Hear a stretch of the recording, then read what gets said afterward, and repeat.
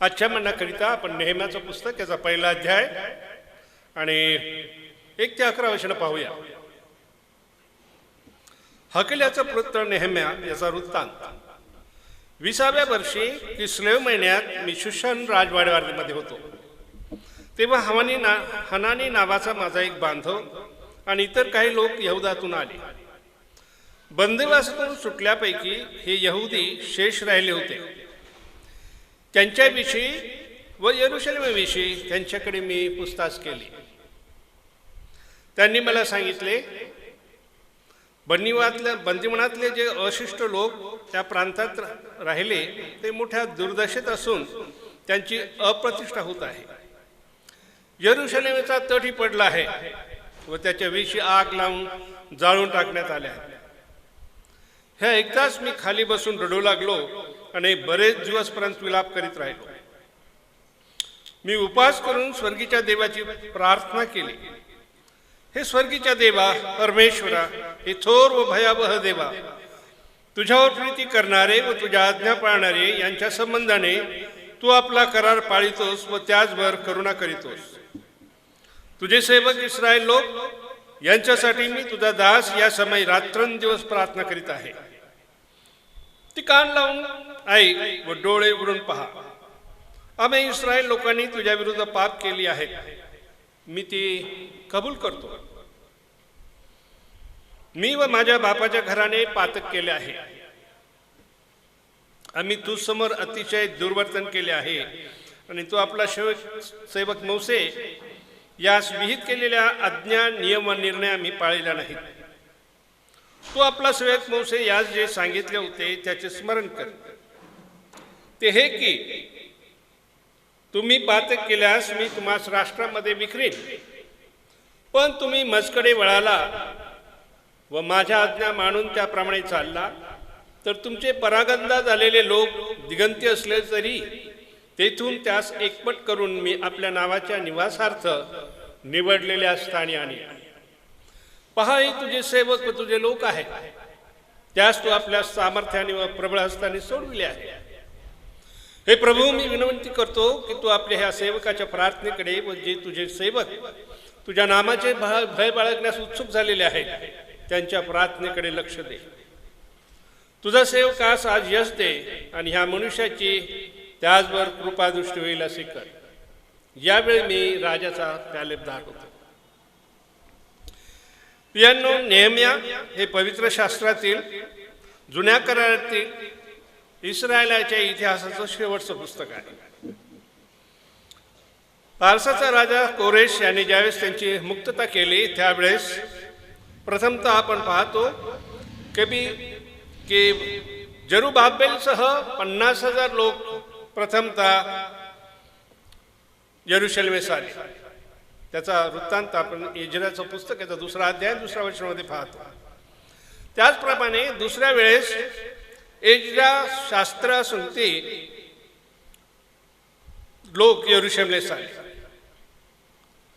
एजराचं पुस्तक याचा 8वा अध्याय 1 ते 14 वचनामध्ये याचा वृत्तांत सविस्तर दिलेला आहे. आणि आपण पाहतो की ह्या पुस्तकामध्ये नेहम्या इस्रायल लोकांस घेऊन यरुशलेमेस आलेला आहे. एजरा व नेहम्या हिब्रू बायबलमध्ये एकच पुस्तक आहे. एजरा, नेहम्या व एस्तेर ही तिन्ही एकाच काळातल्या घटना आहेत. एजराच्या पुस्तकामध्ये गुलामगिरीतून निघाल्यानंतर यरुशलेमेत जाऊन नेहम्या हे जुन्या करारातलं इस्रायलाच्या इतिहासाचं शेवटचं पुस्तक आहे. पारसाचा राजा कोरेश याने ज्यावेळेस इस्रायलाची मुक्तता केली त्याच्यानंतर प्रथमतः आपण पाहतो की जरुबाबेल बरोबर 50,000 इस्रायल लोक यरुशलेमेत आले. त्याच्यानंतर आपण पाहतो की एजरा शास्त्री याच्याबरोबर आपण पाहतो की दुसऱ्या खेपेस लोक यरुशलेमेस आलेले आहेत. त्या ठिकाणी आपण पाहतो की जरुबाबेलचा इतिहास एजराच्या पुस्तकाच्या 2ऱ्या अध्यायात 2ऱ्या वचनामध्ये सांगितलेला आहे आणि एजराबरोबर आलेल्या लोकांचा वृत्तांत एजराचा 8वा अध्याय याच्या 1 ते 14 वचनामध्ये सांगितलेला आहे. एजरा व नेहम्या ही हिब्रू बायबलमध्ये एकच पुस्तक आहे. एजरा, नेहम्या व एस्तर ही एकाच काळात घडलेल्या घटना आहेत. एजराच्या पुस्तकामध्ये गुलामगिरीतून मुक्त होऊन यरूशलेमला गेल्यानंतर आपण पाहतो की मंदिर बांधण्याचा इतिहास त्याच्यामध्ये दिलेला आहे.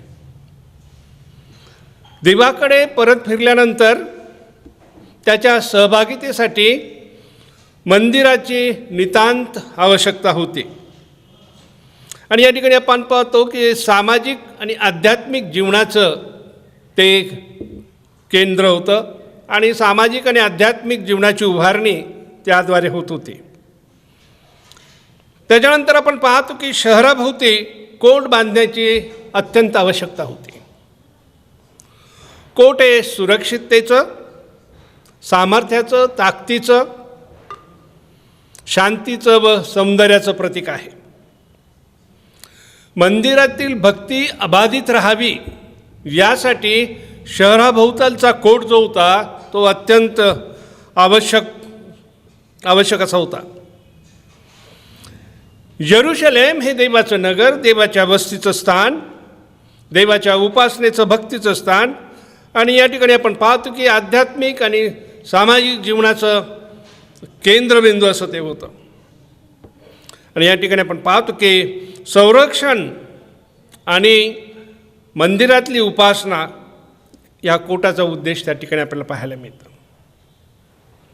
नेहम्याबाबत आपण जर पाहिलं तर या शास्त्र भागामध्ये आपल्याला दिसतं की तो पहिल्याच वचनामध्ये सांगत आहे की मी शूशन राजवाड्यामध्ये होतो. तो राजवाड्यामध्ये होता आणि त्या ठिकाणी आपण पाहतो की शेवटच्या वचनामध्ये तो सांगतो की मी राजाचा प्यालेदार होतो. आणि यावरून आपल्याला त्याचं पोझिशन काय होतं राज दरबारी एक लक्षात येतं की तो मोठा महान राजाचा सेवक होता. या ठिकाणी आपण पाहतो की त्याच्यावर मोठी जबाबदारी, राजाच्या खाण्याची पिण्याची जबाबदारी त्याच्यावर होती. आणि कामामध्ये नेहमी अत्यंत तत्पर होता, हुशार होता, स्मार्ट होता, दिसायला सुंदर होता, तरुण होता आणि त्यामुळे आपण पाहतो की राजाचा तो एक आवडता दास होता. आणि त्यामुळं त्याला ही मोठी जबाबदारी राजाने दिलेली होती. आणि या ठिकाणी आपण पाहतो की अशा प्रकारे नेहम्या त्या ठिकाणी राजाची शूशन राजवाड्यामध्ये त्या ठिकाणी सेवा करत आहे. आणि किती नम्र आहे पाहतो. एवढा राजदरबारी असताना सण, दौलत, संपत्ती, सुख, समाधान, आनंद, सर्व प्रकारचं मान त्याला त्या ठिकाणी होता. आणि या ठिकाणी आपण पाहतो की जीवनात लागणाऱ्या सर्व गोष्टी त्याला विपुल होत्या. त्याला काळजी करायची काही गरज नव्हती. जे काही जीवनाला आवश्यक ते सर्व काही होतं आणि तो सुखी, समाधानी, शांतीने भरलेला आणि सुखी असा माणूस होता. परंतु या ठिकाणी आपण पाहतो की ज्या इस्रायलामधून त्याचे बांधव त्या ठिकाणी आलेला आहे, त्याचा भाऊ आलेला आहे आणि अजून काही लोक, इस्रायल लोक त्या ठिकाणी आले. त्यावेळेस त्यांनी काय केलं, इस्रायल लोकांची आणि यरूशलेमेच्या बाबतची चौकशी केलेली आहे. आणि त्याला असं वाटलं की आपले लोक सुखी असतील, यरूशलेममध्ये सर्व काही व्यवस्थित असेल, दास्यातून लोक सुटून गेले व त्यात कधी सुखासमाधाने आता राहत असतील. परंतु जो रिझल्ट मिळाला किंवा त्याला जे माहिती मिळाली त्यामुळं तो फार त्या ठिकाणी आपण पाहतो की खिन्न झाला, अत्यंत दुःखी झालेला आहे.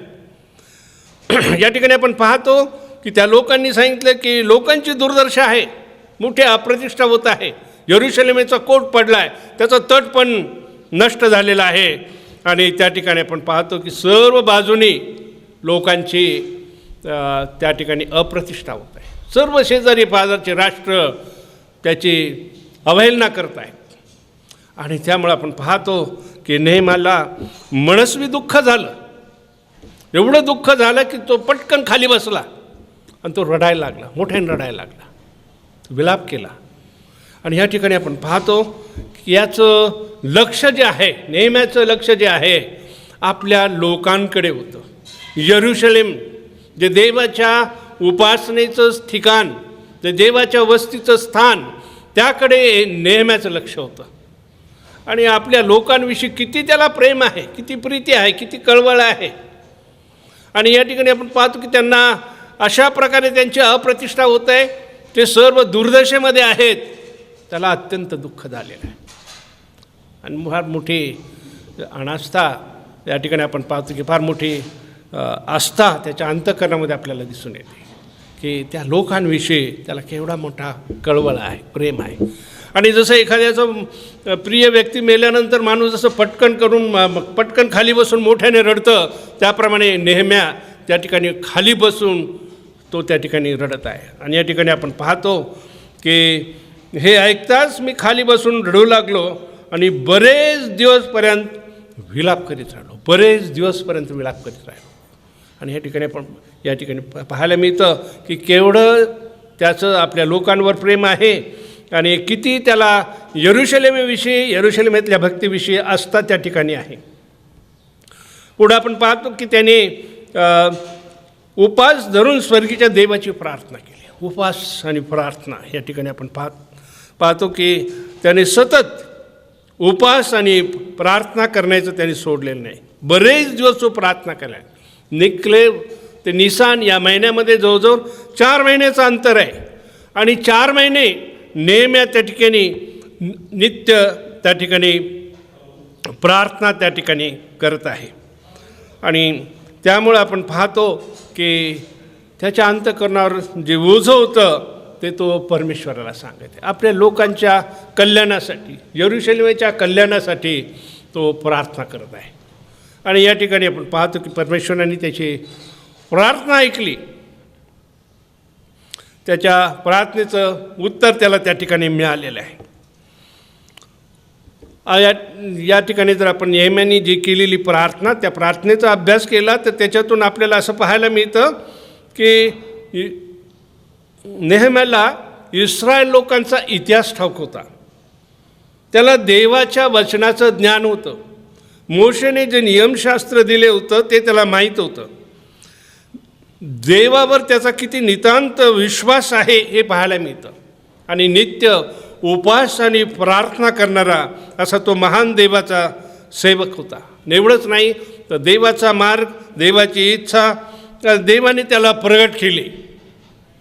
2 अध्यायाच्या 2 वचनामध्ये आपल्याला त्या ठिकाणी पाहायला मिळतं की तो 12व्या वचनात असं म्हटलेलं आहे की यरुशलेमे संबंधाने काय करावे याविषयी माझ्या देवाने माझ्या मनात घातलेला विचार मी कोणा मनुष्यात सांगितला नाही. परमेश्वराने यरुशलेमेविषयी काय करायचं हा विचार, ही योजना परमेश्वराने त्याला प्रगट केली आणि त्याने ती अंतःकरणामध्ये गुप्त ठेवली आणि त्यासाठी तो प्रार्थना करत राहिला. कोणाला सांगण्याची घाई केली नाही. आणि या ठिकाणी पण पाहतो की तो असा उतावळ्या स्वभावाचा माणूस नव्हता. त्याने धीर धरून परमेश्वराची वाट पाहिली आणि तो प्रार्थना करीत राहिला. देवाच्या प्रीतीचा करार जो अब्राहमाच्या बरोबर केलेला होता तोही त्याला ठाऊक होता. अनुवादाचं पुस्तक 1:5 आपण पाहतो की जे सांगितलेले आहे ते त्यांनी त्याच्या प्रार्थनेमध्ये नमूद केलेलं आहे. आणि या ठिकाणी आपण पाहतो की नेहमीची जी प्रार्थना केली, त्याची जी प्रार्थना आहे त्या प्रार्थनेचे वैशिष्ट्य काय आहे ते आपण थोडक्यामध्ये पाहूया. पहिली गोष्ट आपल्याला पाहतो की त्याची जी प्रार्थना आहे ती विश्वासाची प्रार्थना आहे. इब्री 11:6 म्हटलेले आहे, विश्वासा वाचून देवाला संतविषणे अशक्य आहे, कारण त्याच्याजवळ येणाऱ्याने असाच विश्वास धरला पाहिजे की तो आहे आणि त्याच्याजवळ येणाऱ्याला प्रतिफळ देणार आहे. विश्वास, आणि हा विश्वास जो आहे देवाला संतोषणारा विश्वास तो नेहमीच्या ठाई आहे. नितांत विश्वास, गाढ देवावरची श्रद्धा त्याची परमेश्वरावर आहे. दुसरी गोष्ट प्रार्थनेमध्ये आपण त्या ठिकाणी पाहतो की त्यांनी काय केलं, स्तुती केलेली आहे. स्वर्गीचा देव, थोर व भयावह देव या ठिकाणी आपण पाहतो. अशा प्रकारे त्याने परमेश्वराची स्तुती केली. जो स्वर्गात राहणार आहे, जो स्वर्ग त्याचा आहे, या स्वर्गाची आशा त्याने आपल्याला दिलेली आहे आणि त्या ठिकाणी आपण जाणार आहोत. तो स्वर्गीचा देव त्या स्वर्गीय देवाचं त्यांनी त्याची स्तुती केलेली. भयावह देव की अद्भुत कृत्ये चमत्कार करणारा देव. जसे मिसर देशामध्ये आपण पाहतो की समुद्र दुभागला आणि इस्रायल लोकांना कोरड्या जमिनीतून त्यांनी पार नेलं. त्याने खडक त्या ठिकाणी खडक फोडून त्यांना जीवनी पाणी पिण्यासाठी दिले. आकाशातून त्यांना मान्ना दिला. या ठिकाणी आपण पाहतो की सर्व प्रकारच्या शत्रूपासून त्यांनी काय केली, त्यांची सुटका केली. आणि अद्भुत रीतीने वचनदत्त देशामध्ये परमेश्वर त्यांना वेगवेगळे प्रकारचे अनुभव देऊन त्यांच्यामध्ये महत्कृत्य करून चमत्कार करून परमेश्वराने त्यांना आणलेलं आहे. आणि या ठिकाणी आपण पाहतो की तो भयावह देव, तो थोर देव आहे. तो थोर देव म्हणत आहेत. महान देव आहे, अत्यंत प्रेमळ आहे, क्षमाशील देव आहे, करुणा करणारा देव आहे, कृपाळू, दयाळू, कनवाळू, मंद क्रोध आणि क्षमा करणारा, भरपूर क्षमा करणारा, विपुल कृपा करणारा तो परमेश्वर आहे. आणि तो थोर देव, त्या थोर देवाची त्यांनी काय केलेली, त्या ठिकाणी स्तुती केलेली आहे. आणि प्रार्थना कशी करावी हे सुद्धा आपण या नेहम्याच्या प्रार्थनेतून शिकू शकतो. तिसरी गोष्ट आपण पाहतो की त्यांनी काय केलेलं आहे, आपलं पाप त्या ठिकाणी कबूल केलेलं आहे. 6 आणि 7 वचनामध्ये जर तुम्ही पाहिलं तर तुम्हाला दिसून येईल, तुझे सेवक इस्रायल लोक ह्यांच्यासाठी मी तुझा दास या समयी रात्रंदिवस प्रार्थना करत आहे. ती कान देऊन ऐक व डोळे उघडून पहा. आम्ही इस्रायल लोकांनी तुझ्याविरुद्ध पातक केले आहे, ती मी कबूल करतो. मी व म्हणजे माझ्या बापाच्या घराण्याने पातक केले आहे. या ठिकाणी आपण पाहतो की तो आपलं पाप परमेश्वराला कबूल करत आहे, पाप कबुली देत आहे. आम्ही तू समोर अतिशय दुर्वर्तन केले आहे आणि तू आपला सेवक मोशे यास विहित केलेल्या आज्ञा, नियम व निर्णय आम्ही पाळले नाहीत. सर्व पाप, त्याचं स्वतःचं पाप, त्याच्या इस्रायल लोकांचं पाप, घरादाराचं पाप, सर्वांच्या पापासाठी तो काय करत आहे, त्या ठिकाणी परमेश्वराकडे रदबदली करत आहे, परमेश्वराकडे मध्यस्थी करत आहे, परमेश्वराकडे ते पाप कबूल करत आहे. आणि प्रभू येशूने आपल्याला तेच सांगितलेलं आहे, पश्चाताप करा कारण स्वर्गाचं राज्य जवळ आलेलं आहे. 1 योहान 1:9 आपण वाचतो की जर आपण आपली पाप पदरी घेतली तर तो कसा आहे, तो विश्वसनीय आहे. तो काय करेल, आपल्या पापांची आपल्याला क्षमा करेल. आणि या ठिकाणी आपण पाहतो की अगदी वचनाप्रमाणे, देवाच्या इच्छेप्रमाणे तो त्या ठिकाणी प्रार्थना करेल. चौथी गोष्ट त्या ठिकाणी आपण पाहतो की उपास आणि प्रार्थना, उपास धरून प्रार्थना करत आहे. जसं देवाला आपलं गाऱ्हाणं किंवा आपलं मागणं त्या ठिकाणी अगदी काकुळतेने आणि मोठ्या निकडीने तो परमेश्वराला त्या ठिकाणी सांगत आहे. उपास धरून प्रार्थना. आणि त्या ठिकाणी आपण पाहतो की पुढे जाऊन पाहतो की तो विलाप करत आहे, विलाप करून प्रार्थना करायची. विलाप यरुशलेमेकडे पाहून येशू ख्रिस्ताने विलाप केला नाही का. आणि या ठिकाणी आपण पाहतो की जो विनाश त्या यरुशलेमवर येणार होता त्याचं सर्व प्रभू येशू ख्रिस्ताच्या दृष्टीपुढं ते सर्व गोष्टी प्रभूला दिसत होत्या. आणि त्यामुळं प्रभू येशू ख्रिस्तानी यरुशलेमेसाठी काय केलेलं आहे, विलाप केलेला आहे. त्याप्रमाणे या ठिकाणी आपण पाहतो की हा सुद्धा विलाप करून त्या ठिकाणी प्रार्थना करत आहे. पुढं आपण पाहतो की मी रात्रंदिवस प्रार्थना करतो असं त्या ठिकाणी त्याने म्हटलेलं आहे. जी प्रार्थना मी रात्रंदिवस करत आहे ती तू कान देऊन ऐक असं त्या ठिकाणी पाहिलेलं आहे. स्तोत्र 86:3 म्हटलेले, हे प्रभू माझ्यावर कृपा कर कारण मी दिवसभर तुझा धावा करतो. स्तोत्र 88:1 म्हटलेलं आहे, हे परमेश्वरा माझ्या उद्धारक देवा मी रात्रंदिवस तुझ्या पुढे आरोळी मारत आहे. दुसऱ्या एका स्तोत्रामध्ये म्हटलं की प्रभू सकाळ दुपार संध्याकाळ काकुळतेने मी आपलं गाऱ्हाणं तुला सांगत आहे. आणि या ठिकाणी आपण पाहतो की अशा प्रकारची प्रार्थना नेहम्या त्या ठिकाणी परमेश्वराकडे आपल्या लोकांसाठी ती करीत आहे. आपण येशूच्या बाबतीत आपण पाहतो की लूका शुभवर्तमानाचा 6वा अध्याय आणि 12व्या वचनामध्ये म्हटलेले, त्या दिवसात असे झाले की एकदा तो प्रार्थना कराव्यास डोंगरावर गेला आणि रात्रभर तो प्रार्थना करत राहिला. येशू ख्रिस्त रात्रभर त्या ठिकाणी प्रार्थना करत होता. त्याचप्रमाणे आपण पाहतो की लुकाचं शुभवर्तमान 18 अध्याय 1 वचनामध्ये सांगितलेलं आहे की त्यांनी सर्वदा प्रार्थना करावी आणि थकू नये. येशू ख्रिस्ताने बोध केलेला आहे सर्वदा प्रार्थना करावी आणि त्यांनी थकू नये किंवा खचू नये असं त्या ठिकाणी सांगितलेलं आहे. आणि या ठिकाणी आपण पाहतो की किती अद्भुत गोष्ट आहे की त्याच्या प्रार्थना रात्रंदिवस परमेश्वराला प्रार्थना आहे, रात्रंदिवस परमेश्वराला प्रार्थना करा. पुढे आपण पाहतो की त्यांनी काय केलेलं आहे, वचनाप्रमाणे प्रार्थना केलेली आहे. देवाने जे वचन दिलेलं आहे त्या वचनाप्रमाणे तू प्रार्थना करत आहे. 8 आणि 9 वचनामध्ये बघा, तो आपला सेवक मोसे यास जे सांगितले होते त्याचे स्मरण कर.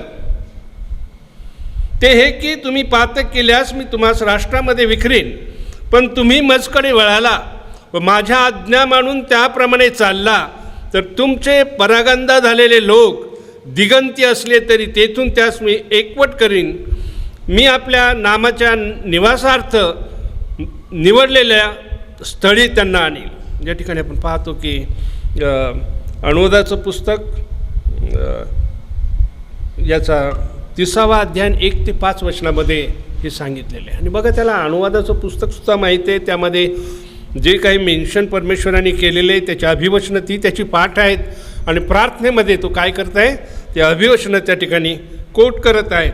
म्हणजे या ठिकाणी आपण पाहतो की तो वचनाप्रमाणे प्रार्थना करायचा. आणि आपल्यालासुद्धा त्या ठिकाणी किती प्रेरणादायक गोष्ट आहे की आपण सुद्धा काय केलं पाहिजे, वचनाप्रमाणे प्रार्थना केली पाहिजे. येशू ख्रिस्ताने म्हटलं, मागा म्हणजे तुम्हाला मिळेल, शोधा म्हणजे सापडेल आणि ठोका म्हणजे उघडलं जाईल. आणि आपल्याला प्रार्थनेसाठी किती चांगलं प्रोत्साहन प्रभू येशू ख्रिस्ताने त्या ठिकाणी दिलेलं आहे. योहान 15:14 म्हटलेलं आहे की तुम्ही माझ्या नामाने माझ्याजवळ काही मागाल तर ते मी करील.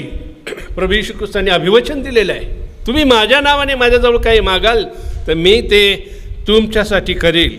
आणि वचनाप्रमाणे प्रार्थना देवाकडून, देवाचे जे अभिवचन आहेत ते आपल्यासाठी आहेत आणि ते अभिवचनं आपल्या जीवनामध्ये प्रत्यास यावेत यासाठी विशेष परिस्थितीमध्ये काही काळामध्ये परमेश्वर अशा अनुभवातून नेतो की त्या वचनाप्रमाणे आपल्याला काय करावे लागते, तशी प्रार्थना करावी लागते. आणि तशी जर आपण प्रार्थना केली तर त्या प्रार्थनेचं उत्तर परमेश्वर आपल्याला त्या ठिकाणी देतो.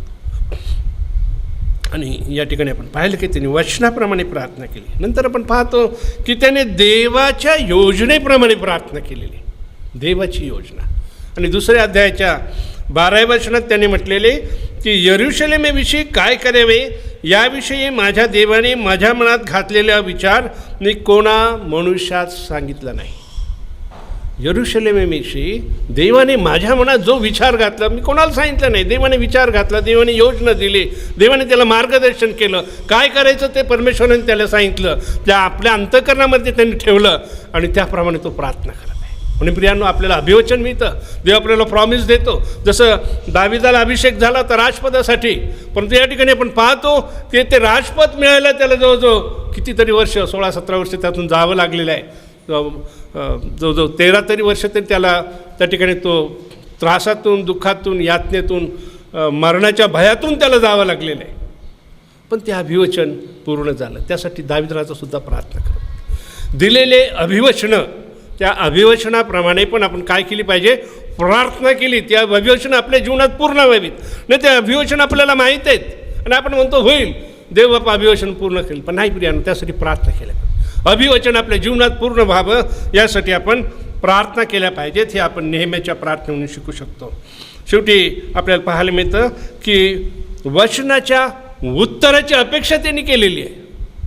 प्रार्थनेपासून आपण पाहतो की प्रार्थना का करतो, तर त्याच्या उत्तराची आपण अपेक्षा करतो. आणि या ठिकाणी आपण पाहतो की 11व्या वचनामध्ये त्यांनी म्हटलेलं आहे, हे प्रभू मी विनंती करतो की तू आपल्या ह्या सेवकाच्या प्रार्थनेकडे व जे तुझे सेवक तुझ्या नामाचे भय बाळगण्यास उत्सुक झालेले आहेत त्यांच्या प्रार्थनेकडे कान दे. तुझ्या सेवकास आज यश दे आणि ह्या मनुष्याची त्याचबरोबर कृपादृष्टी होईल असं तू कर.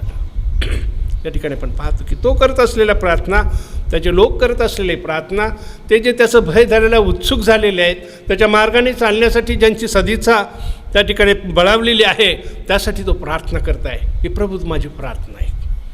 आणि या ठिकाणी त्या उत्तराची अपेक्षा. आणि तो काय करत आहे की या मनुष्याकडे काय कर, त्या मनुष्याची माझ्यावर कृपादृष्टी होईल असं कर. तो मनुष्य म्हणजे कोण? राजा. ज्या राजाची तो सेवा करत होता, ज्या राजाचा तो प्यालेबदार होता, त्या राजासाठी या ठिकाणी आपण पाहतो की त्याची कृपा माझ्यावर होईल असं तो होऊ दे. ती पण तो प्रार्थना करत आहे. 4 महिने उपवास आणि प्रार्थना तो करत आहे. आणि या ठिकाणी आपण पाहतो की 4 महिन्यानंतर मग आपण पाहतो की त्याला काय झालेलं आहे, त्या प्रार्थनेचं उत्तर त्या ठिकाणी मिळालेलं आहे. आणि नेहमीने काय केलेलं आहे, त्याने आपल्या स्वतःवर भरोसा ठेवला नाही, स्वतःच्या सामर्थ्यावर, स्वतःच्या पदावर, स्वतःच्या संपत्तीवर, त्याच्यावर त्यांनी विश्वास ठेवला नाही. तर त्या ठिकाणी आपण पाहतो की त्याने देवावर, देवाच्या योजनेवर, देवाच्या सामर्थ्यावर, देवाच्या प्रीतीवर त्यांनी विश्वास ठेवलेला आहे. आणि आपण पाहतो की त्याच्या प्रार्थना किती निस्वार्थ प्रार्थना आहेत. त्याचा कुठल्याही प्रकारचा त्याच्यामध्ये स्वार्थ नाही. मान, सन्मान, संपत्ती, नाव, मोठेपणा या कुठलाही त्याच्यामध्ये उद्देश नाही. त्याचा एकच उद्देश आहे, लोकांचं कल्याण व्हावं. किती चांगली सदिच्छा आहे. देवाच्या सेवकांच्या अंतःकरणात ही सदिच्छा असणं किती आवश्यक बाब आहे की लोकांचं कल्याण कसं होईल, त्यासाठी मला काय करता येईल, मी काय करू. आणि या ठिकाणी आपण त्यांनी काही करायच्या अगोदर या ठिकाणी आपण पाहतो की उपवास आणि प्रार्थना केलेली. आणि ह्याद्वारे आपण पाहतो त्याच्या उपवास आणि प्रार्थनेद्वारे काय झालेलं आहे, केवळ राजाचं मन उघडलेलं नाही, तर राजाचं मन तर उघडलंच देवाने, पण त्याबरोबर राजभांडारसुद्धा उघडलं गेलं. इतके प्रार्थनेचं मान सामर्थ्य आपल्याला त्या ठिकाणी पाहायला मिळतं.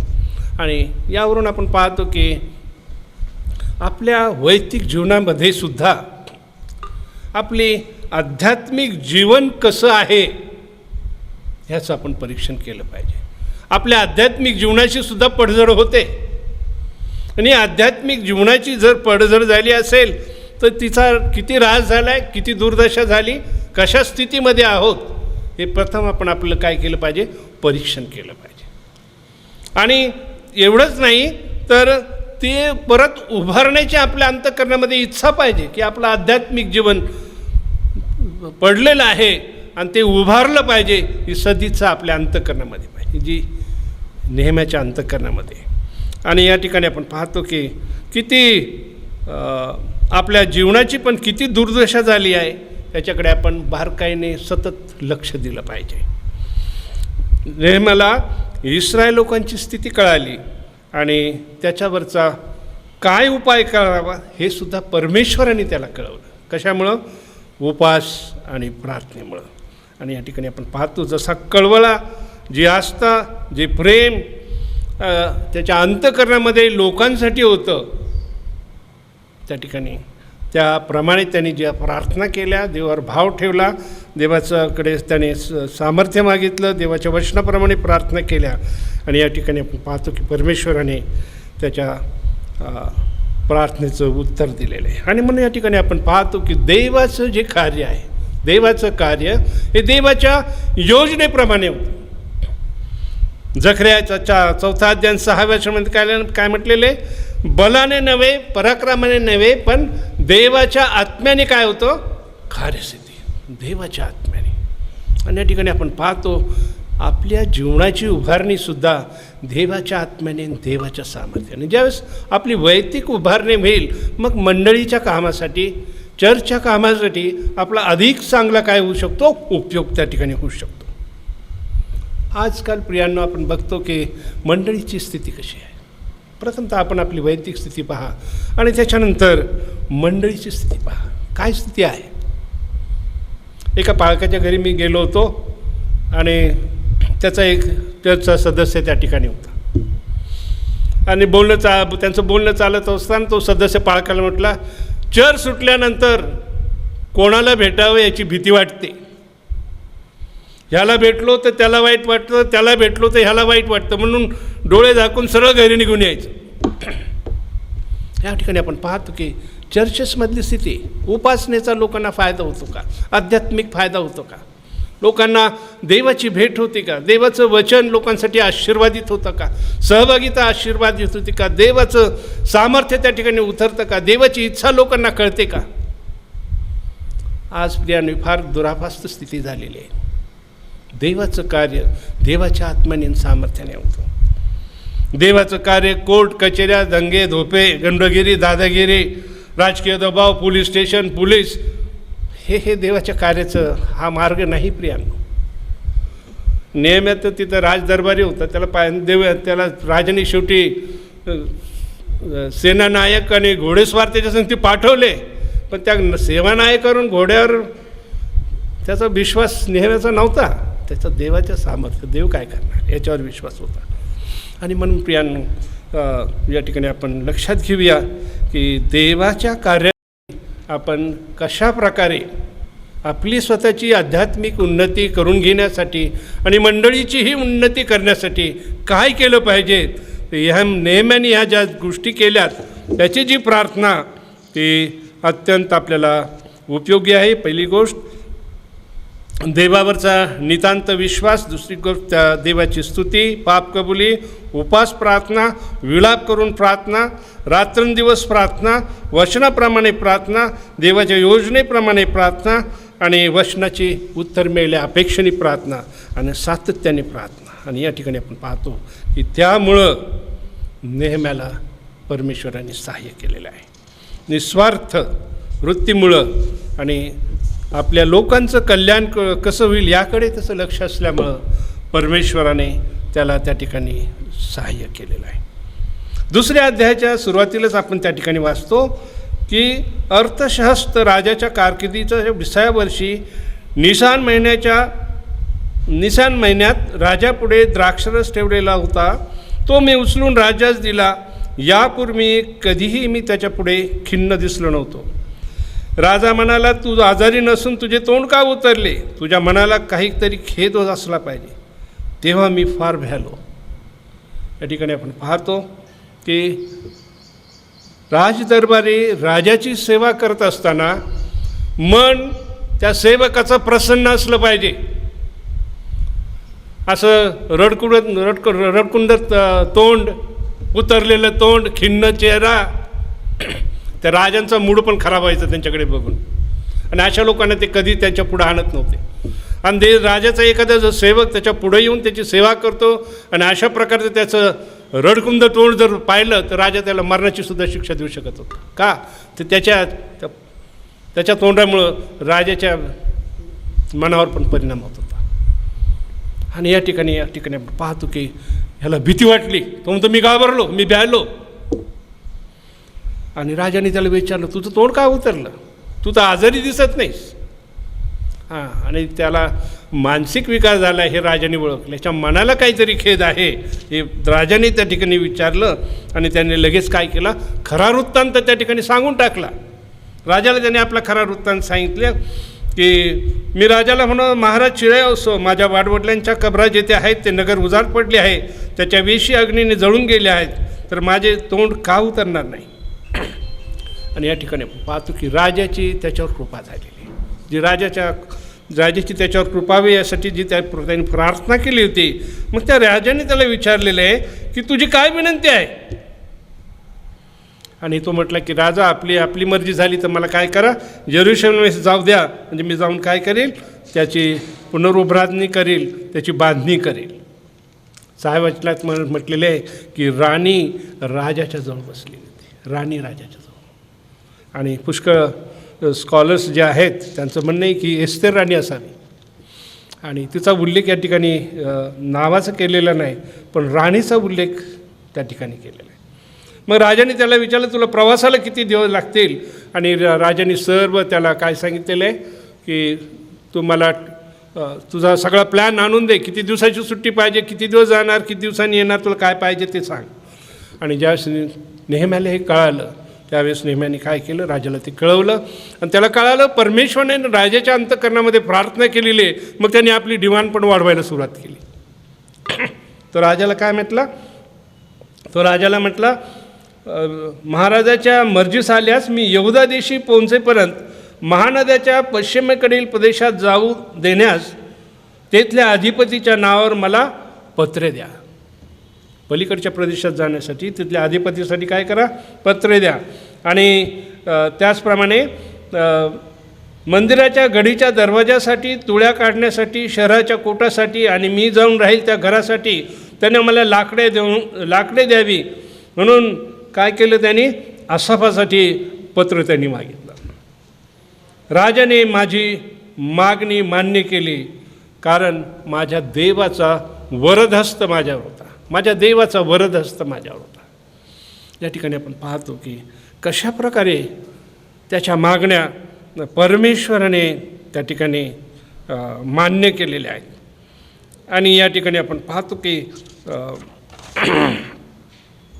या कोटाचं बांधकाम करण्यासाठी जे परमेश्वराने नेहमीच्या मनामध्ये घातलेलं होतं त्या योजनेप्रमाणे ते काम करायचं तो निघालेला आहे.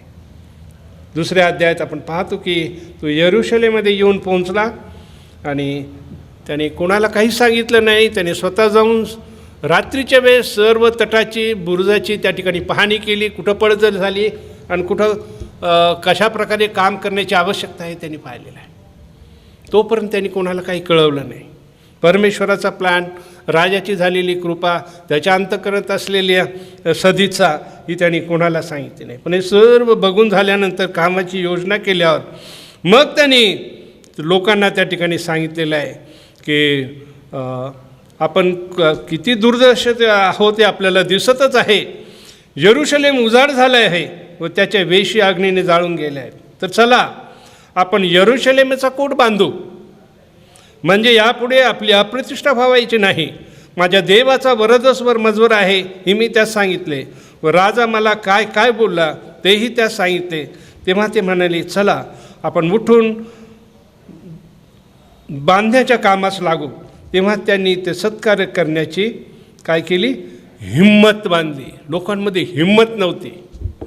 तो एकच लीडर असा भेटला, देवाचा एक सेवक असा भेटला ज्याच्यावर देवाचा वरदहस्त होता, ज्याने उपवास आणि प्रार्थना केल्या होत्या, देवाकडे रात्रंदिवस मागणी केली होती, देवाकडे याचना केली ती. आणि ज्यावेळेस त्याने येऊन आपल्या योजना लोकांना सांगितले, लोकांच्यामध्ये हिम्मत आली. परमेश्वर हिम्मत देणारा देव आहे. आणि या ठिकाणी पण पाहतो की त्यांचं सर्व निराशा दूर झालेली आहे. त्यांच्यामध्ये एक उत्साह निर्माण झाला, काम करायची इच्छा निर्माण झालेली आहे. एवढा मोठा कोट जो बांधून काढायचा त्यांच्यामध्ये हिम्मत नव्हती, त्यांना शक्य नव्हतं. पण ज्यावेळेस देवाच्या सेवकाने त्यांना सांगितलेले ते म्हटले, चला आपण बांधूया. त्यांना प्रोत्साहन आलं त्यांच्याने आणि जोमाने आणि नेटाने काम करायची त्यांनी सदिच्छा बाळगली. किती चांगली गोष्ट. एक लीडर उपवास आणि प्रार्थना करून, देवाच्या मार्गाने चालून, देवाच्या इच्छेप्रमाणे सर्व काही जीवनामध्ये करून, ज्यावेळेस देवाची योजना जाणून ती पुढं नेतो, त्यावेळेस आपोआप सर्व बाजूनी सहकार्य प्राप्त होतं. अर्थात त्या ठिकाणी विरोधी होतेच. आणि या ठिकाणी आपण पाहतो की हेरोनी, सनबल्लट, अम्मोनी, तोबिया आणि दुसरा एक अरबी, अशदोदी हे विरोधी होते, हे शत्रू होते. त्यांना ते वाईट वाटलं ज्यावेळेस तो यरूशलेमचा उद्धार करण्यासाठी आलेला आहे. त्यांना फार वाईट वाटलं, कारण का त्यांचं फावत होतं. यरूशलेमेत जाऊन वाटेल तसं काही पण ते करू शकत होते. लोकांच्या परिस्थितीचा गैरफायदा ते घेत होते आणि त्यामुळे त्यांना वाईट वाटलं. परंतु त्यांनी पुष्कळ धमक्या दिल्या, पुष्कळ प्रकारे त्यांना भेडसवण्याचा प्रयत्न केला, लढाई करण्याचा, मारून टाकण्याचा त्यांना धमकी दिली. पण नेहम्याने त्याला काही जुमानलं नाही. प्रत्येक वेळेस त्यांनी परमेश्वराकडे प्रार्थना केलेली आहे. तुम्ही बघा प्रत्येक अध्यायात नेहम्याने प्रत्येक गोष्टीसाठी प्रार्थना केलेली तुम्हाला ऐकायला पाहिजे. प्रार्थना करा, नित्य प्रार्थना करणारा परमेश्वराचा सेवक होता. आणि या ठिकाणी आपण पाहतो की शेवटी ते कोट बांधण्याचं काम त्यांनी त्या ठिकाणी सुरू केलेलं आहे. आणि ज्यावेळेस त्यांनी त्या एकजुटीने काम सुरू केलेलं आहे, सर्वांचं उद्दिष्ट एक झालेलं आहे, सर्व एका उद्दिष्टाने त्याच्यामध्ये समाविष्ट झालेले. त्यामुळे आपण पाहतो की त्यांच्यामध्ये राग नाही, भांडण नाही, तंटण नाही, कटुत्व नाही, शत्रुत्व नाही, सूड नाही, काही नाही. उलट या ठिकाणी आपण पाहतो की सर्वजण आस्थेने, प्रेमाने, समजूतदारपणाने, सहनशीलतेने, नम्रतेने, प्रीतीने, चांगुलपणाने ते काम त्यांनी हाती घेतलेलं आहे. एका उद्दिष्टाने एक ध्येय त्यांनी ठरवलेले की बुरुज बांधायचा, आणि सर्वांच्या एक उद्दिष्ट असल्यामुळं त्या ठिकाणी आपण पाहतो की सर्व प्रकारचं सहकार्य करण्याची प्रत्येकाच्या अंतःकरणामध्ये सदिच्छा निर्माण झालेली. या ठिकाणी आपण पाहतो की शेवटी 3ऱ्या अध्यायामध्ये आपल्याला पाहायला मिळतं की हे जे बांधकाम आहे हे 10 वेशींच्या भोवती त्या ठिकाणी हे बांधकाम करण्यात आलेले आहे. आणि ह्या ज्या 10 वेस आहेत या 10 वेशीला हिब्रूमध्ये ह्याची जी नावं आहेत ह्याला विशेष महत्त्व आहे. त्याचा जर आपण बारकाईने जर अभ्यास केला आणि ती नावं जर लक्षात घेतली आणि या शास्त्र अभ्यासाचा 3ऱ्या अध्यायाचा व्यवस्थित अभ्यास केला तर हिब्रू भाषेमध्ये ह्या ज्या वेशी आहेत त्या वेशीच्या नावाला विशेष महत्त्व आहे.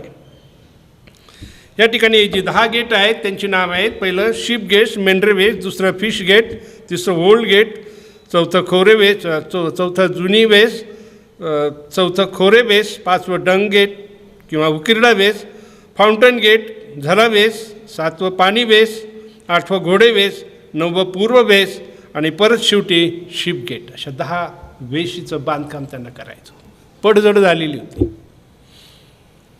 आणि या ठिकाणी आपण पाहतो की शत्रू सर्व बाजूनी त्यांच्यावर हल्ला करू शकत होते. कोणत्याच प्रकारचं त्यांना संरक्षण नव्हतं. मंदिरातली भक्ती अबाधित राहू शकत नव्हती. काय होईल, कधी शत्रू येईल, कधी हल्ला करेल, कशी भक्ती करायची, आणि म्हणून या कोटाची नितांत आवश्यकता होती. आणि म्हणून हे जे कोट आहेत, हे जे 10 कोट आहेत त्याच्याविषयी आपण थोडक्यात पाहणार आहोत. डिटेलमध्ये सांगता येणं शक्य नाही कारण फार वेळ जाईल. पण थोडक्यामध्ये 10 ह्याचं वैशिष्ट्य काय आहे, ह्या 10 गेटचं वैशिष्ट्य काय, आणि ज्याप्रमाणे ह्या वेशीची उभारणी त्यांनी केली त्याप्रमाणे जर आपल्या वैयक्तिक आध्यात्मिक जीवनात ह्याच गोष्टीची जर आपण उभारणी केली तर आपण सुद्धा प्रभूमध्ये कसं होऊ, सबळू, खंबीरू, बळकटू. आपण वैयक्तिकदृष्ट्या खंबीर बळकट झालो तर मंडळीच्या उन्नतीसाठी, देवाच्या राज्याच्या कार्यासाठी, सुवार्तेसाठी, देवाच्या राज्याच्या वाढीसाठी देव आपला काय करू शकतो, महान उपयोग करून घेऊ शकतो. आणि म्हणून या ठिकाणी आपण पाहतो की पहिली गेट जी आहे शिप गेट, ह्या शिप गेटमधून जे मेंढरं रानामध्ये बाहेर चरायला नेत असत त्यातले काही मेंढरं ह्या शिप गेटने मंदिरामध्ये अर्पण करण्यासाठी आणायचे.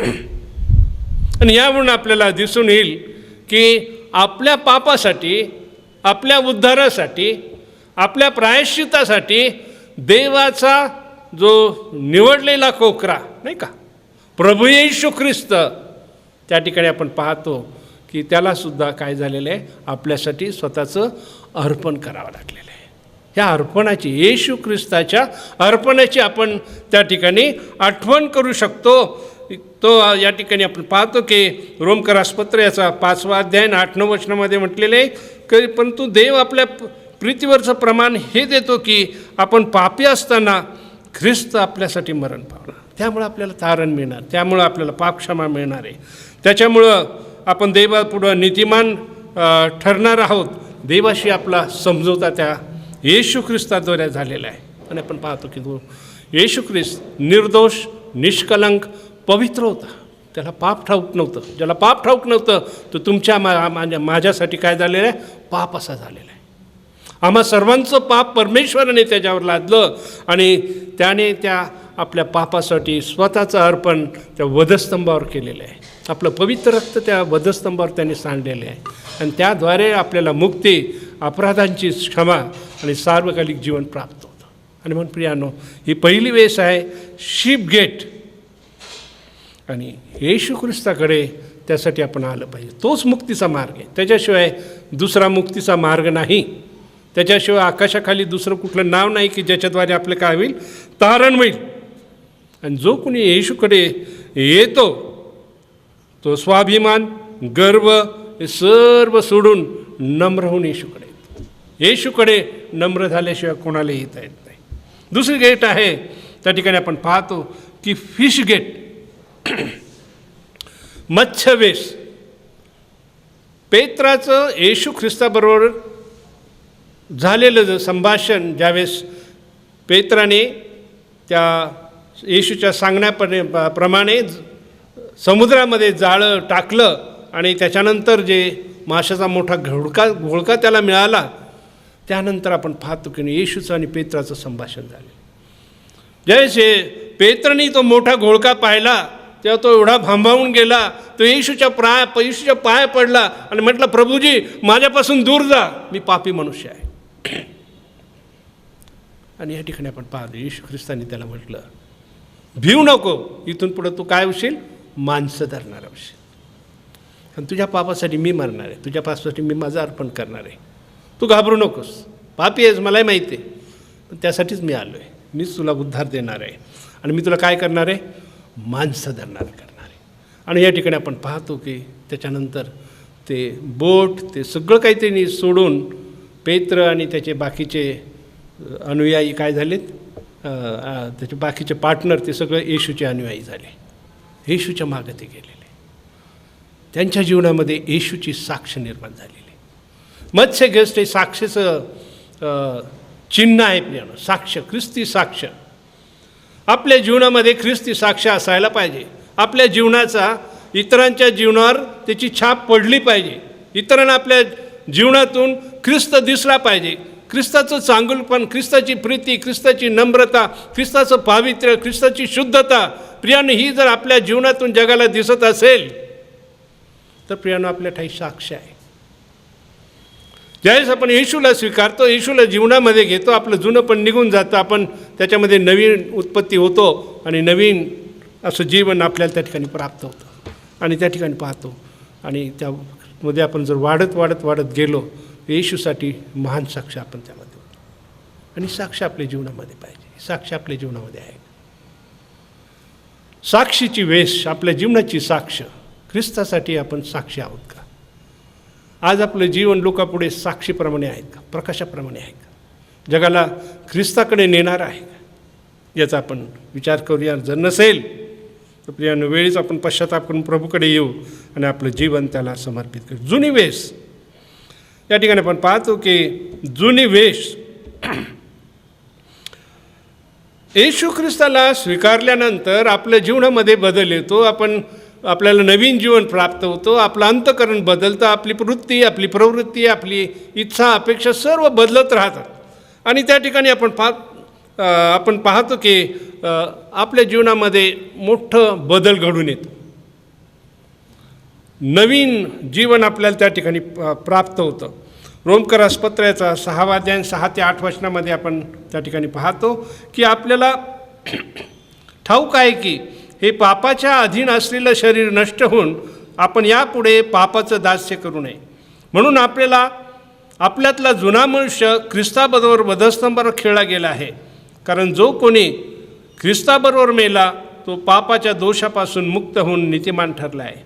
आपण ख्रिस्ताबरोबर मरण पावलेले असल्यास त्याच्याबरोबर जिवंती राहू असा आपला विश्वास आहे. आपण पाहतो की आपलं जे जुनंपण आहे, जुना मनुष्य आहे, तो मरण पावतो. त्या वधस्तंभावर आपण त्याला खिळलेलं आहे आणि आपल्यामध्ये ख्रिस्ताचं नवीन जीवन त्या ठिकाणी सुरुवात होतं. रोम 6:11 म्हटलेले, तसेच तुम्ही पापाला ख्रिस्तामध्ये मेलेले खरे, पण देवप्रित्यर्थ जिवंत असे माना. 2 थेसलोनिके 5:17 म्हटलेले की जो कोणी ख्रिस्ताच्या ठाई असेल तो नवी उत्पत्ती आहे. जुनं ते होऊन गेलं.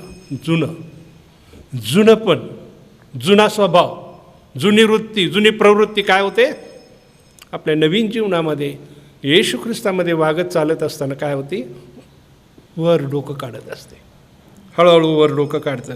पुन्हा वर येण्याचा जुना स्वभाव येण्याचा प्रयत्न करत असतो आणि त्याबाबत आपण दक्ष असलं पाहिजे. त्यासाठी आपण प्रार्थना केली पाहिजे. सतत वचनाच्या मननात राहिलं पाहिजे. सहभागितेमध्ये राहिलं पाहिजे. आणि त्यामुळं काय होईल, हे जुनं पण पूर्णपणे गाडलं जाऊन ख्रिस्ताचं नवीन रूप, नवीन स्वरूप, देवस्वरूप जीवन आपल्या ठाई येईल आणि मोठी साक्ष त्याद्वारे आपल्या जीवनात येईल. आणि म्हणून ही जुनी वेश आपल्या जीवनामध्ये पूर्णपणे हिचं नायनाट झालेलं आहे का नाही. आणि नवीन पण ख्रिस्तामध्ये रोज नवीन आणि नवीन आपण जीवन जगत आहोत का याचा आपण विचार केला पाहिजे. पुढची गोष्ट आहे व्हॅली गेट. व्हॅली म्हणजे या ठिकाणी आपण खोरे वेस. खोरं हे आपण पाहतो की खाली असतं, दरी असते ती खोलवर असते, आणि याचा अर्थ की हे नम्रतेचं चिन्ह आहे, नम्रता. पवित्र शास्त्रामध्ये पुष्कळ ठिकाणी आपल्याला पाहायला मिळतं की देव गर्विष्ठांचा विरोध करतो आणि नम्रजनाच्या ठाई बरोबर त्याचं काय असतं, सख्य असते. मनाचा ताठा अधपतनाचं मूळ आहे. गर्व झाला की नाश ठेवलेला. गर्विष्ठाचं पारिपत्य देव करतो. आपल्याला नम्रतेची अत्यंत आवश्यकता आहे. जशा 57:15 उच्च परमथोर आहे तो अक्षय स्थित वास करतो, त्याचे नाव पवित्र प्रभू आहे. तो असे म्हणतो, मी उच्च व पवित्र स्थानी बसतो. तसाच ज्याचे चित्त अनुतापयुक्त व नम्र आहे त्याच्या ठाई हे मी वस्ती करतो. नम्र जनाच्या ठाई परमेश्वर काय करतो, वस्ती करतो. किती अद्भुत गोष्ट आहे बघा, की आपलं अंतःकरण जर नम्र असेल तर देव त्याच्यामध्ये येऊन काय करेल, वस्ती करेल. जो स्वर्गामध्ये जो देव राहणारा तो नम्र जनांच्या ठाईसुद्धा येऊन वस्ती करतो आणि त्यांच्या हृदयाचं काय करतो, आत्म्यांचं संजीवन करतो आणि त्यांचं अनुतप्त हृदय उत्तेजित करतो. येशू ख्रिस्ताविषयी त्याच्या नम्रतेविषयी सुद्धा आपण पाहायला मिळतं. फिलिप्पिकरास पत्राचा 2 अध्याय 5 ते 8 वचनामध्ये आपण पाहतो काय म्हटलेली, अशी जी चित्तवृत्ती ख्रिस्त येशूच्या ठाई होती ती तुमच्याही ठाई असो. तो देवाच्या बरोबरीचा असूनही देवाच्या बरोबर असणे हा लाभ त्यांनी लाभला नाही, तर मनुष्याच्या प्रतिमेचं होऊन त्यांनी काय केलं, दासाचं स्वरूप धारण केलं आणि मनुष्य प्रकृतीचं म्हणून त्यांनी काय केलं, मरण, आणि तेही वधस्तंभावरील मरण सहन केलं आणि येथपर्यंत त्यांनी काय केलं, स्वतःला लीन केलं, स्वतःला त्यांनी रिक्त केलं, लीन केलेलं आहे. आणि ही ख्रिस्ताची लीनता, ही ख्रिस्ताची नम्रता ही आपल्या ठाई यावी, ही या ठिकाणी आपण पाहतो की ह्या वेशीद्वारे आपल्याला ते करतो. व्हॅली वेश. फिलिपी 3:2 म्हटलेलं आहे की तट पाडण्याच्या अथवा पोकळ डोळ मिळवायच्या बुद्धीने काही करू नका, तर लीनतेने एकमेकांना आपल्यापेक्षा थोर माना. एकमेकापेक्षा, आपणापेक्षा इतरांना थोर मानलं पाहिजे. पेत्र 5 आणि 6 म्हटले की म्हणून देवाच्या पराक्रमी हाताखाली काय व्हा, लीन व्हा, यासाठी की देवाने तुम्हाला काय करावं, योग्य वेळी तुम्हाला उंच कर. स्तोत्र 131 स्तोत्रकर्ता काय म्हणतो, हे परमेश्वरा, माझं मन गर्विष्ठ नाही, माझी दृष्टी उन्मत्त नाही आणि मोठमोठ्या गोष्टीच्या भानगडीत मी काय करत नाही, मी असाध्य आणि मोठमोठ्या गोष्टीच्या भानगडीत पडत नाही. मग त्या 18:1-4 येशू ख्रिस्तांनी म्हटलेलं आहे की जो कोणी स्वतःला या बाळकाप्रमाणे नम्र करील तो स्वर्गाच्या राज्यात सर्वात मोठा होईल. आणि या ठिकाणी आपण पाहतो की नम्रतेची केवढी गरज आहे, केवढी गरज आहे. आपल्यामध्ये नकळत अहमपणा, गर्व, मीपणा हळूच सरपटून वर येतो. आपल्यामध्ये हळूच येतो मीपणा, अहमपणा, गर्व येतो. आणि ह्याचं आपण वेळोवेळी लक्ष ठेवलं पाहिजे की आपण गर्विष्ठ आहोत काय. गर्विष्ठांचा देव विरोध करतो, पण नम्र जनाच्या ठाई त्याची वस्ती असते. आणि म्हणून आपल्या अंतःकरणाचं परीक्षण करूया की ही जे वेस, पहिली वेस ती कशी. पुढची आहे ती डंग वेस किंवा उकिरडा वेस. उकिरडा म्हटल्यावर आपल्याला पाहतो की चांगलं वाटतं का, नाही. उकिरडा म्हटलं की घाण, वास, सडलेलं, कुजलेलं, नासलेलं, आणि कोणाला त्या उकिरड्याकडे बघायची इच्छासुद्धा होत नाही. यरुशलेमेला उकिरडा वेश होती की यरुशलेममधली सर्व जर घाण कचरा सगळी काय आहे त्या उकिरडा वेशमधून बाहेर नेऊन किद्रोन नाल्यामध्ये ते नेऊन टाकायचे किंवा तिथं जाळून टाकायचे. किती चांगली सिस्टीम 2000 वर्षापूर्वी होती. आज आपल्या नगरमध्ये असते किती बरं झालं असतं.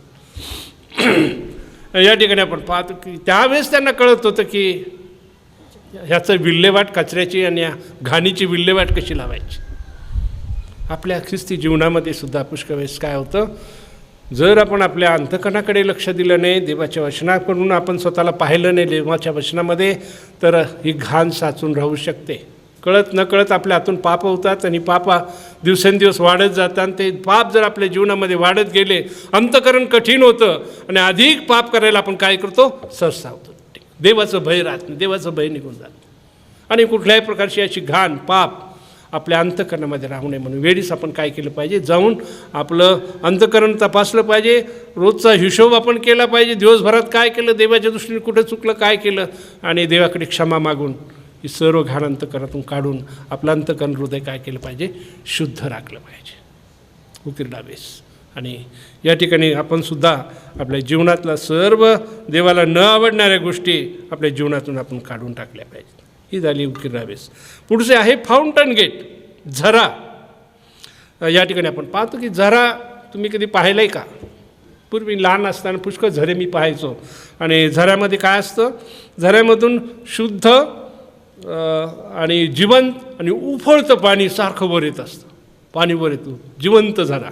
नाही, आजकाल बोरवेल एक प्रकारे ते जिवंत झऱ्याचंच उदाहरण आहे, पण ते खेचून काढावं लागते.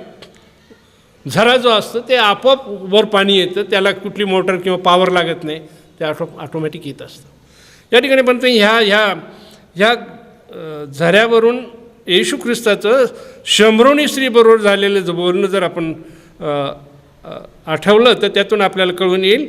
येशू ख्रिस्तांनी तिला म्हटलं की बाई, हे पाणी जे कोणी पिईल त्याला परत तहान लागेल, पण मी जे पाणी पिईल ते जर कोणी पिईल तर त्याला परत तहान लागणार नाही.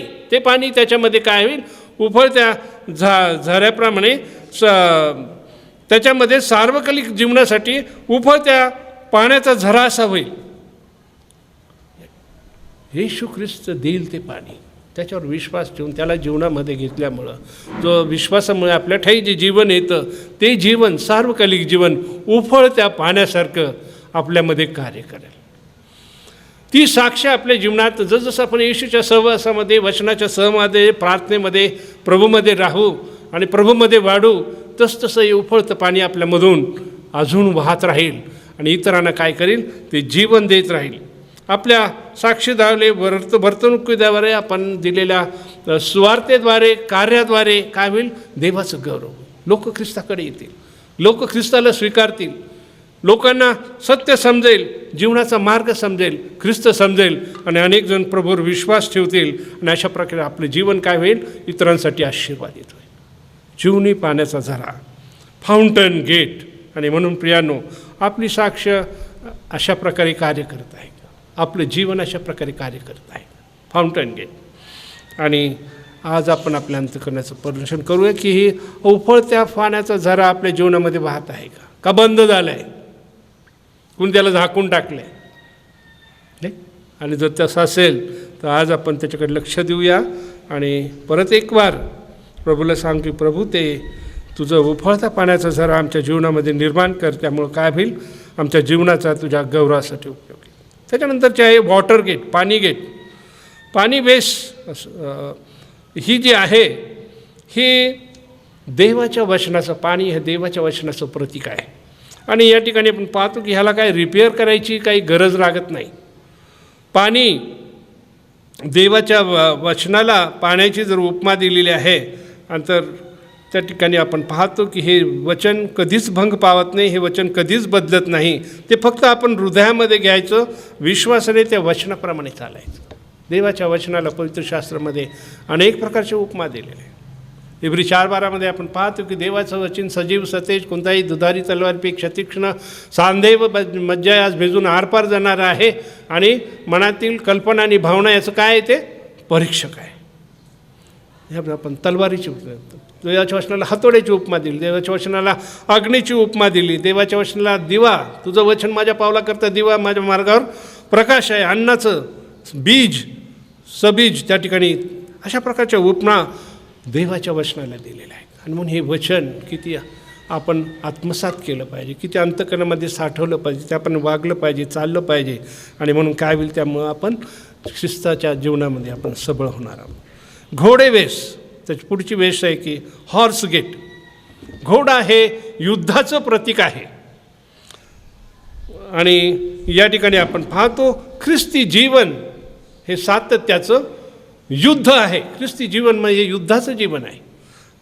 इफेस 6:12 आपल्याला पाहतो की आपलं युद्ध हे रक्तमांसाबरोबर नाही का, सत्ताबरोबर, रक्तमांसाबरोबर, सत्ताबरोबर नाही तर अधिकाराबरोबर, अंधकाराच्या सत्तेबरोबर आकाशातल्या दुरात्म्याच्या समूहाबरोबर हे युद्ध आहे. आणि हे माणसामधलं युद्ध नाही. आपण भांडतो, त्याला दोष देतो, पण त्याच्या मागं सैतानी शक्ती, अंधाराची सत्ता ती कार्य करत असते. आणि त्यासाठी आपल्याला काय केलं पाहिजे? देवाची शस्त्रसामग्री. Efeses 6:14-20 ती देवाची शस्त्रसामग्री काय आहे त्या ठिकाणी सांगितलेलं आहे. आणि ती शस्त्रसामग्री आपण धारण केली पाहिजे. आणि शेवटी विजयी ख्रिस्त आपण प्रकटीकरणाचं पुस्तक याचा 19वा अध्याय आणि 11 ते 14 वचनं जर पाहिली तर त्या ठिकाणी आपल्याला काय पाहायला मिळतं की हा येशू ख्रिस्तसुद्धा त्या ठिकाणी कशा प्रकारे विजयशाली झालेला आहे. नंतर मी स्वर्ग उघडलेला पाहिला, तो पहा एक पांढरा घोडा आणि विश्वासनीय व सत्य असा म्हटलेला एक स्वार त्याच्यावर बसलेला मला दिसला. तो नीतीने न्यायनिवडा करीतो व लढतो. त्याचे डोळे अग्नीच्या ज्वालेसारखे आहेत. त्याच्या डोक्यावर पुष्कळ मुकुट आहेत. त्याच्यावर एक नाव लिहिलेले आहे, ते त्याच्यापासून कोणालाही कळत नाही. रक्तात बुचकळलेले वस्त्र त्याने अंगावर घेतले आहे आणि देवाचा शब्द हे नाव त्याला देण्यात आले होते. स्वर्गातील सैन्य पांढरे घोड्यावर बसून पांढरी व शुद्ध अशी तागाची तलमवस्त्रे अंगावर घालून त्याच्या मागे चालत गेली. या ठिकाणी आपण पाहतो की हे येशू ख्रिस्ताचं सुद्धा शेवटचं युद्ध त्या ठिकाणी आपल्याला पाहायला मिळतं. आणि या ठिकाणी पाहतो की हे युद्ध या जगामध्ये जोपर्यंत आपलं जीवन आहे तोपर्यंत हे सातत्याचं युद्ध आहे. आणि यासाठी आपल्याला देवाच्या सामर्थ्याची गरज आहे, देवाची गरज आहे, देवाच्या आत्म्याची गरज आहे, उपासनी प्रार्थनेची गरज आहे. आणि ही घोडे बेस त्या ठिकाणी आपण पाहिली. पुढची बेस आहे पूर्व बेस. पूर्व बेस ही सूर्याच्या उगवतीकडे बांधलेली होती. पूर्व म्हणजे ही पूर्व बेस म्हणजे आशीची बेस आहे. या जीवनातलं जे कष्ट, दुःख, त्रास, संकट आपण जे सर्व सहन करून नंतर आपण जे नवीन आकाश, नवीन पृथ्वी, देवाचं वैभवी गौरवी राज्य, स्वर्गीय राज्य, त्या राज्याची जी आपल्याला अपेक्षा आहे ती म्हणजे ही पूर्व बेस आहे. आणि हे आशा धरून आपण जगतो. परंतु जीवनातल्या काही घडामोडीमध्ये, जगामध्ये घडणाऱ्या घडामोडीमध्ये, आपल्या जीवनात घडणाऱ्या गोष्टीमुळे काय होतं, पुष्कळशा आशेचा भंग होतो. ही आपली आशा भंग पावते. आणि म्हणून वेळोवेळी आपलं लक्ष त्या स्वर्गीय राज्याकडे, जे वचन परमेश्वराने दिले, ज्या सार्वकालिक जीवनात आपण जाणार आहोत, देवाच्या जवळ जाणार आहोत, त्याकडे आपण काय केलं पाहिजे? नित्य लक्ष लावलं पाहिजे. त्यासाठी प्रार्थना केली. म्हणून कलेकाराच्या पत्रामध्ये तुम्ही पृथ्वीवरील गोष्टीकडे चित्त लावू नका, जिथं ख्रिस्त आहे ते वरील गोष्टीकडे काय करा? चित्त लाव. आणि अजून सरती शेवटी सभावेश म्हणजे एक्झामिनेशन गेट. ही जी वेश येरुशलेमची जी वेश होती त्यामध्ये काय व्हायचं? गावातल्या, शहरातल्या लोकांचा न्यायसभा त्या ठिकाणी भरायची. थोडक्यात कोर्ट त्या ठिकाणी भरायचं आणि त्या ठिकाणी काय करायचं? लोकांचा न्याय केला जात असे. आणि यावरून आपण सुद्धा आपल्या अंतःकरणाचा विचार करूया. आपण सुद्धा आपल्या स्वतःला देवापुढे नेऊया आणि आपल्या स्वतःचीच अंतःकरणाचे आपण परीक्षण करूया. आपलं स्वतःचं एक्झामिनेशन करूया की कसं काय आपलं जीवन कसं आहे, काय आहे, कुठं चुकतं आहे, काय देवाच्या दृष्टीने अयोग्य आहे ते आपण काढूया. अंतःकरणाचं परीक्षण करूया आणि देवाला त्याच्या वचनाचं कार्य आपल्या अंतःकरणामध्ये. आणि सर ते शेवटी परत मेंढेवेसेकडे जातं. मेंढेवेस जो अर्पिलेला कोकरा प्रभू येशू ख्रिस्त आपल्या पापासाठी, तो केंद्रबिंदू आपल्या जीवनाचा, आध्यात्मिक जीवनाचा, आपल्या अपेक्षेचा आहे. आणि त्याच्याकडे सतत आपलं लक्ष पाहिजे. आणि म्हणून प्रियांनो, या दहीवेशीचं जे आपण या ठिकाणी महत्त्व पाहिलेले, त्याचं जर कार्य आपल्या जीवनामध्ये झालं, त्याप्रमाणे जर आपण स्वतःला सुधरून घेतलं तर ख्रिस्तामध्ये नक्कीच आपण सबळ होणार आहोत. आपल्याला आत्मिक बल, शक्ती, सामर्थ्य प्राप्त होणार आहे. देवाच्या कार्यासाठी आपलं जीवन उपयुक्त होणार आहे. आणि एवढंच नाही तर यरुशलेमे भोवतीचा जो कोट, भक्ती अबाधित राहावी यासाठी जो बांधलेला कोट, तो भक्कम करण्यासाठी, तो बांधण्यासाठी, तो उभारण्यासाठी पण देवा काय करेल?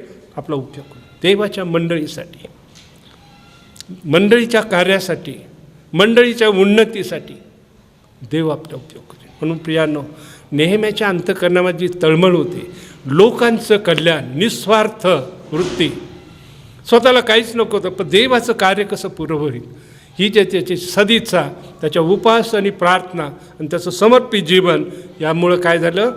देवाने सर्वांचं सहकार्य लाभू दिलं आणि या सर्व बेसी काय झालेल्या उभारण्यात आल्या. हा तट पडलेला तट बांधण्यात आला. आणि सर ते शेवटी नेहम्याचा 6वा अध्याय 15-16 वचनामध्ये आपण काय वाचतो? अल्क महिन्याच्या 25व्या दिवशी म्हणजे 52 दिवसाच्या आत कोट बांधून झाला. आमच्या सभोवती राहणाऱ्या विदेशी लोकांना भीती व लाज वाटली, कारण हे काम देवाकडून घडले हे त्यांना दिसून आले. या ठिकाणी आपण पाहतो की 52 दिवसाच्या आत हा कोट बांधला. कशा प्रकारे नेहम्याने कार्य केलं आहे. लोकांना त्यांनी काम वाटून दिलं. घरापासून सुरुवात करायला लावली. आधी घरामध्ये काम.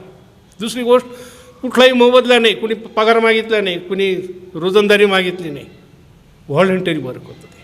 व्हॉलंटरी वर्क त्या ठिकाणी. तिसरी गोष्ट, ज्यांनी ज्यांनी काम केले सगळ्यांची नावं नमूद करण्यात आलेली. सर्वांची नावं नमूद करण्यात आली. प्रियांनो, आपण जे देवासाठी करतो त्याची नोंद होते. त्याचं पारितोषिक आपल्याला तिथं आहे. देव देईल. नेहम्याची सदिच्छा, त्याच्या अंतकरणाचं दुःख परमेश्वराने पाहिलं आणि त्याने जसं देवाला समर्पित केलं प्रार्थना करणे, परमेश्वराने त्याला यरूशलेमचा उद्धार कसं करायचं हे प्रगट केलं आणि त्याच्याकडून ते महान कार्य करून घेतलं. देवबाप करो तुमचा आणि माझाही उपयोग देवबाप त्याच्या राज्याच्या उभारणीसाठी करून घेऊन आपले जीवन त्याच्या गौरवासाठी उपयुक्त पडो हीच प्रभूचरणी प्रार्थना आहे. Praise the Lord.